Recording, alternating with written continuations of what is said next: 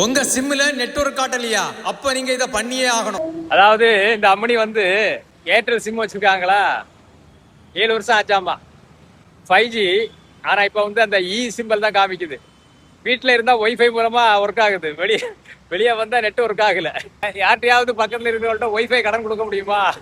WhatsApp பண்றதுக்கு, GPay பண்றதுக்கு. பரவாயில்ல, நான் பாத்துக்கிறேன். இப்ப நாங்க எங்க போறோம்னா, புது கார் வாங்க போகல, புது சிம் வாங்க போறோம்.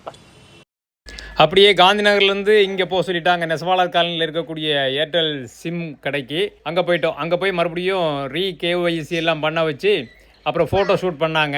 எப்படியும் ஃபோட்டோலாம் எடுத்து அப்லோட் பண்ணணும் இல்லை, அதனால் ஃபோட்டோலாம் எடுத்துகிட்டு இருந்தாங்க. அதாவது உங்ககிட்ட வந்து 5 வருஷம் 6 வருஷத்துக்கு மேலே சிம் வச்சுருக்கீங்க அப்படின்னு சொன்னால், நெட்வொர்க் ஏதாவது கட் ஆகுதுன்னு சொன்னால் பயப்படாதீங்க, ஃபோனை ஹேக் பண்ணிட்டாங்கன்னு நினைக்காதீங்க. அந்த சிம்மு காலாவதி ஆகிடுச்சு, கொண்டு வந்து கொடுத்து புதுசு ஐடி ப்ரூஃப் எல்லாம் கொடுத்து KYC பண்ணி புது சிம் வாங்கிருங்க.